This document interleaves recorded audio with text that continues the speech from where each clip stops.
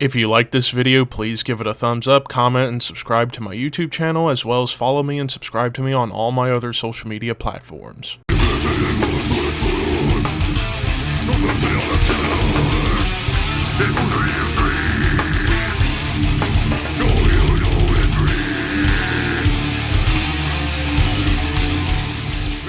What's up, Thrashers, and welcome back once again to the Thrash Maniac 99 YouTube channel, and we have reached our first full review of 2024, as now we're starting to get some big-time releases, and we're kicking things off this weekend with probably the biggest release coming out this month, and that is the latest offering from new wave of British heavy metal legends, Saxon, with Hellfire and Damnation.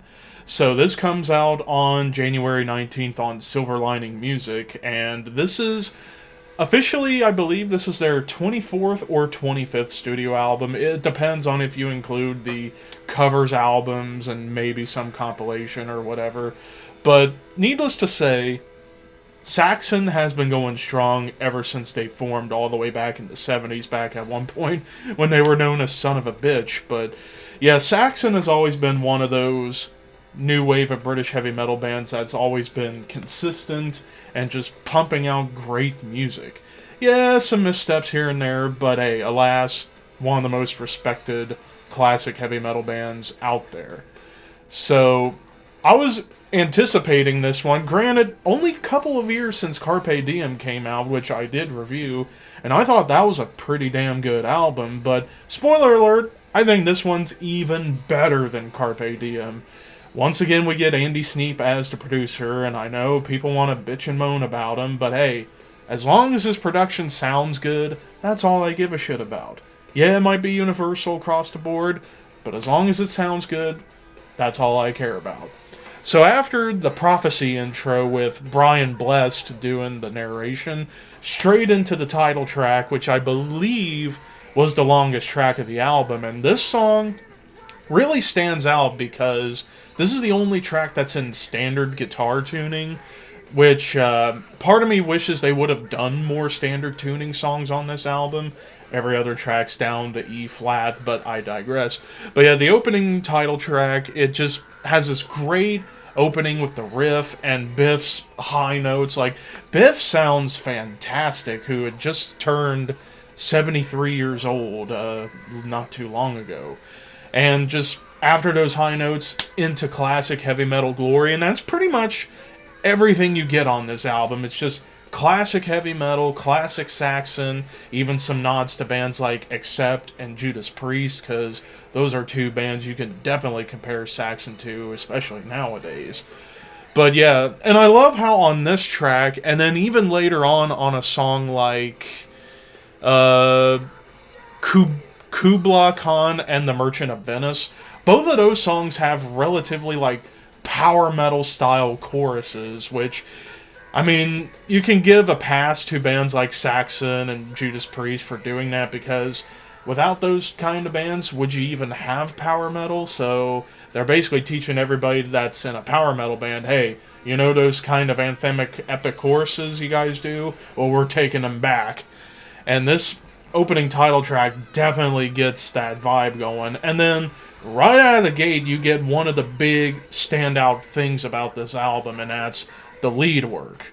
This is, I believe, the first full-length with legendary Brian Tatler from Diamond Head as the guitarist. I forget the name of the other guitarist, but Brian and the other guy, they just do a fantastic job, not only with their individual leads, because they trade off pretty much almost every song. There's a trade-off in leads, but when they harmonize, it sounds absolutely orgasmic, like, oh yes, give me more. And you want more when it comes to these leads, and you do get more. But other tracks that definitely have some, like, standout parts to kind of differentiate themselves from every other song. Madame Guillotine, this was probably the darkest track of the album, because you get more darker riffing and darker melodies going on, and it even gets into this, like, really cool subdued section with haunting melodies, and it even feels a little bit doomy at times. Fire and Steel, one of the few tracks on here where they get really fast, like in a speed metal gallop. That definitely reminds me a lot of Accept. There's Something in Roswell. Yeah, this might be the silliest song of the album, but you know what? I like silly, goofy shit. And this is a silly, goofy song, but it's catchy and it kicks ass with great riffs, even a really killer double bass and drum fill part towards the end. Like I said, with Kubla Khan and the Merchant of Venice, not only that big power metal chorus, but it gallops and riffs like a speed metal song. And even a breakdown, like only a couple of songs that has like a breakdown, quote unquote, but it's epic and it builds right into the guitar solos. Pirates of the Airwaves.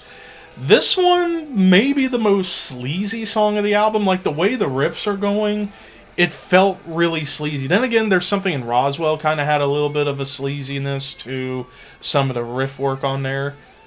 But this breakdown that you get on Pirates of the Airwaves definitely feels more aggressive, but with great melody lines with the guitars during that final chorus. 1066, this one goes straight up for triplet swings and chugging riffs.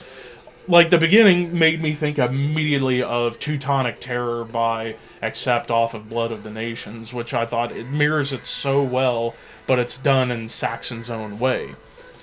But it was an epic yet heavy song for sure. And then Witches of Salem, this one, very bluesy. Like, it's got a nice bluesy, swinging groove, almost like early Black Sabbath, like the first album, and maybe even a little bit of Paranoid, but Saxon doing it in their own way.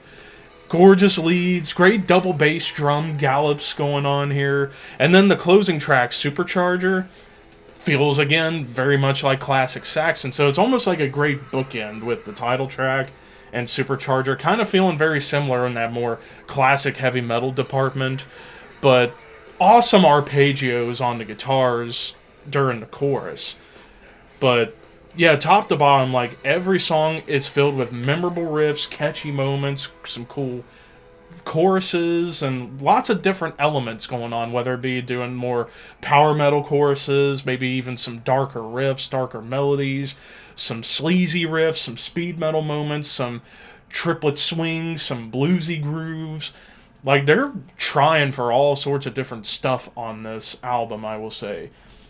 Now, the only complaint I could really have, aside from the silliness of There's Something in Roswell, is that, for me personally, I wish we could have gotten more songs in standard tuning, because I loved how the title track was in standard tuning, and it just felt more epic and more ballsy, whereas everything else being an E-flat, I get they've been playing an E-flat for a long time now, but I would have loved to have heard some variation in the guitar tunings, like maybe rotate like standard tuning, E-flat, standard, E-flat.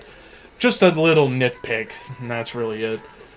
So overall, aside from that minor gripe, I'm going to go ahead and give this 4.5. This is some fantastic classic heavy metal. So already we're starting the year off with a bang with the Legends of NWOBHM. So no real complaints aside from that one little nitpick. 4.5 out of 5.